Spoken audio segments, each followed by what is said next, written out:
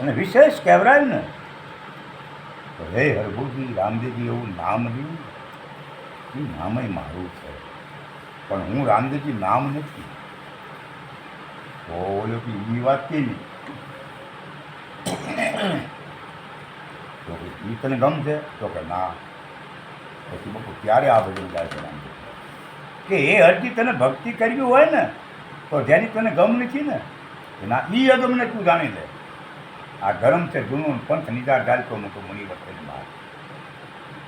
પછી આ હું કહું ને એ વચન મહાર. હવે આ પંથ નિજાર ડાલ, પછી આ ધર્મ છે જૂનું, આ અનાદિકાળથી છે, આજ નવીન નથી. હવે નિજાર એટલે જર નહીં ને, આને કહેવાય ને જે ચાર થાય નહીં, એટલે સ્ત્રી અને પુરુષ આ સંભોગની ક્રિયા બંધ કરી દે એટલે નિજાર થઈ જાય, સપન દોષ થાય. અરે એને અટકાવી જાય તો બંધ થઈ જાય. અરે પેશાબ માટે નીકળી જાય, એમાં કદાચ પાવર હોય અટકાવી જાય ને તો ઉધ્રકાંત થૂક નીકળે ને એ થૂક દ્વારા નીકળી જાય. એમાંય કદાચ પાવર હોય ને તો બાપુ આ શરીરના જેટલા રૂવાડા રહ્યા ને એ રૂવાડા છિદ્ર છે ને એ પછીના વાટે નીકળી જાય. તો હવે આને નિધાર કેમ કહેવું? એટલે રામદેવજી એવડી વાત કરી નથી, પણ એને જે વાત કરીને એવી કરી છે કે આને તમે બોલો, આપણે મને બોલો આને ચોક ન કહો, શું કહો? એટલે શબ્દ ધાર ચોક નહીં, હવે કહો. હવે બાપુ ન્યા હરિભૂષણની વાત પડી છે અને એટલે કીધું કે દીપદ નિધાર છે, કારણ કે એને કોઈ ધાર કરવા વાળો પાછો નથી. અને એ પદ નિધાર જે રહ્યું ને એ શબ્દ સુરતાને સમજી શકે. ખુલ્લા મેદાનમાં છે ને. હવે એ હું તમને કહી દઉં છું કે અહીંયા આ વસ્તુ પડી જ છે. હવે એને બીજા મતમાં તમને બધું કહી દઉં કે ગંગા શક્તિએ એને એમ કીધું છે કે આ વસ્તુ રહી ને, આ વસ્તુ અહીંથી ઉપડી જાય ને પછી હવે વસ્તુ વચનમાં પરિપૂર્ણ પાનભાઈ સમજે અને મહાર્થ ઉપશે. તો હવે વચનમાં કેવી રીતે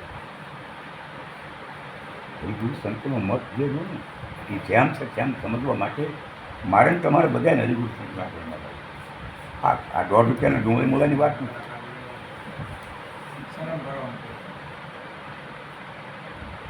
પછી આજ આ નવીન વાત નથી.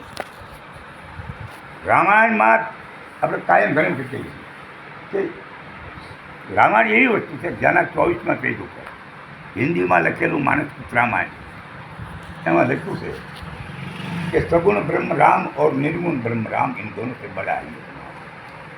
છેલ્લે તુલસીની કલમ થાકી જાય, मैंने कहा तक नाम की बड़ाई कहूँ, खुद राम नाम ढूंढने के लिए सशक्त नहीं है, समझ नहीं ભરવું જોઈ છે ભાઈ. તમારે દોર શરૂ રાખો, વાતો વાત મેં કરી. એટલે ત્યારે છે સગુણ અને નિર્ગુણનો સેજ કર્યો. પછી ગીતામાં કૃષ્ણ કે એક અક્ષર બ્રહ્મ તત્વ છે અને જે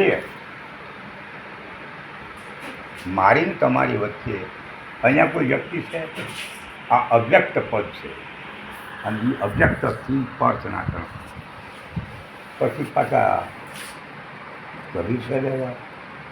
તો અહીંયા જો કોઈ વ્યક્તિ ન હોય તો અવ્યક્ત કહેવાય. જ્યાં કોઈ વ્યક્તિ નથી તો એની વિગત થાય થઈ શકે.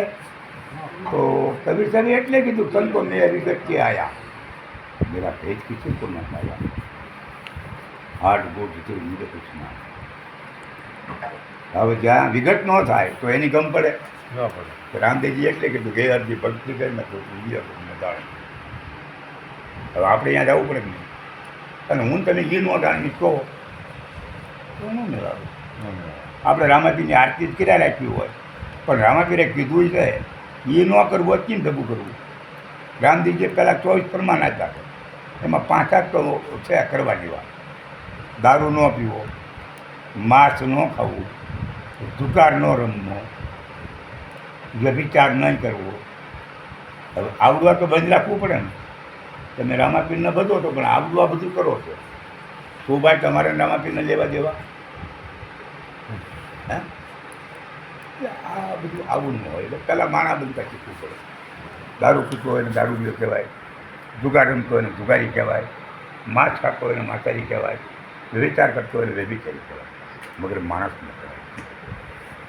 ખરેખર માણસ બને ભક્તિ જ્યાં પડી હોય ત્યાં જેવી હોય એવી, પણ પહેલાં કે આપણે માણા બની તો જીવવું પડે ને. દેખીતી વાત એટલે ભક્તિની કાંઈ જરૂર નથી ભાઈ, જે પડી હોય ને જ્યાં પડી હોય ત્યાં.